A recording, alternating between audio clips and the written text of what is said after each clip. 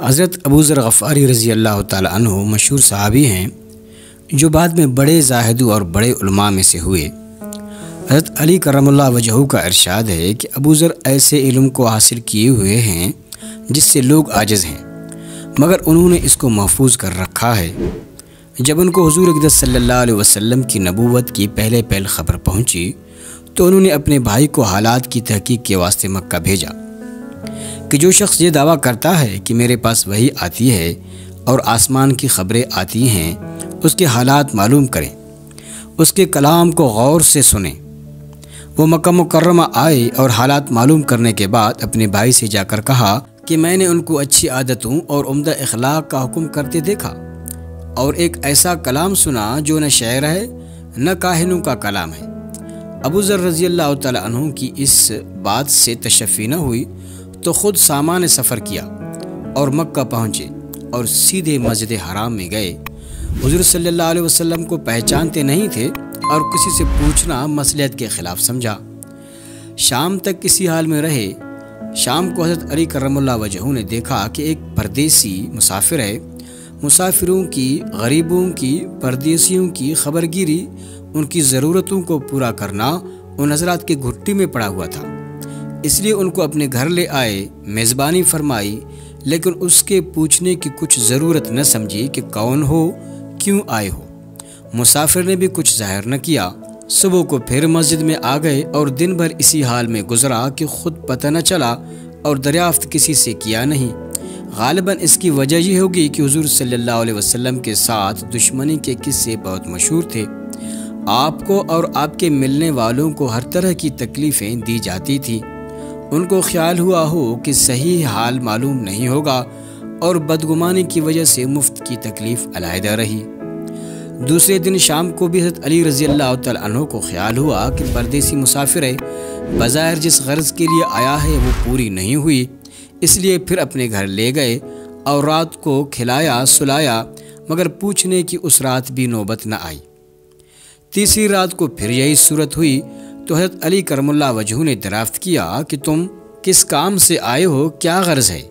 تو حضرت ابو ذر رضی اللہ تعالیٰ عنہ نے اول ان کو قسم اور عہد و پیمان دیے اس بات کے کہ وہ صحیح بتائیں۔ اس کے بعد اپنی غرض بتلائی۔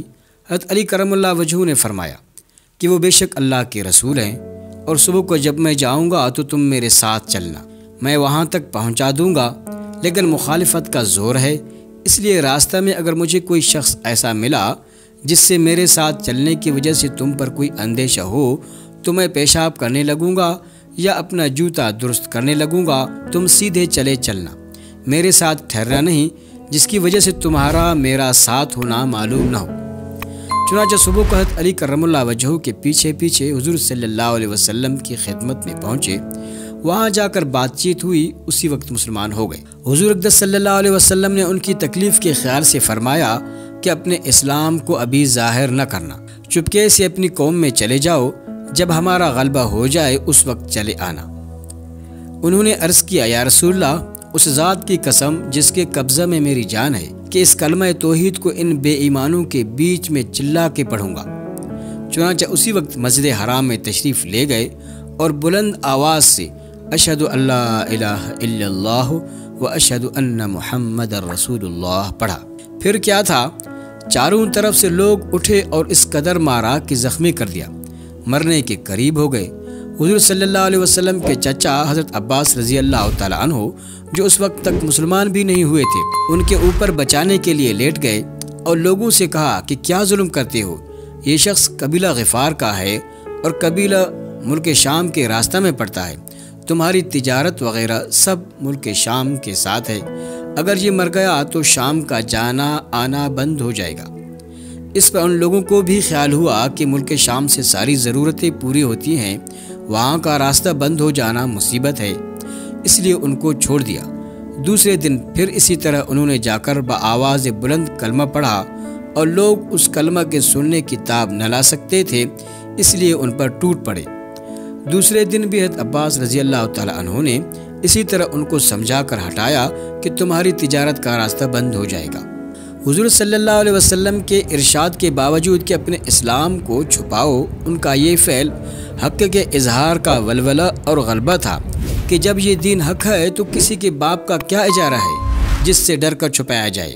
اور حضور صلی اللہ علیہ وسلم کا منع فرمانا شفقت کی وجہ سے تھا کہ ممکن ہے تکالیف کا تحمل نہ ہو، ورنہ حضور صلی اللہ علیہ وسلم کے حکم کے خلاف صحابہ رضی اللہ تعالیٰ عنہم کی یہ مجال ہی نہ تھی، چونکہ حضور اقدس صلی اللہ علیہ وسلم خود ہی دین کے پھیلانے میں ہر قسم کی تکلیفیں برداشت فرما رہے تھے۔ اس لیے حضرت ابو ذر رضی اللہ تعالیٰ عنہ نے سہولت پر عمل کے بجائے حضور صلی اللہ علیہ وسلم کے اتباع کو ترجیح دی۔ یہی ایک چیز تھی کہ جس کی وجہ سے ہر قسم کی ترقی دینی و دنوی صحابہ کرام رضوان اللہ تعالیٰ علیہم اجمعین کے قدم چوم رہی تھی، اور ہر میدان ان کے قبضہ میں تھا کہ جو شخص بھی ایک مرتبہ کلمہ شہادت پڑھ کر اسلام کے جھنڈے کے نیچے آ جاتا تھا، بڑی سے بڑی قوت بھی اس کو روک نہ سکتی تھی، اور نہ بڑے سے بڑا ظلم اس کو دین کے اشاعت سے ہٹا سکتا تھا۔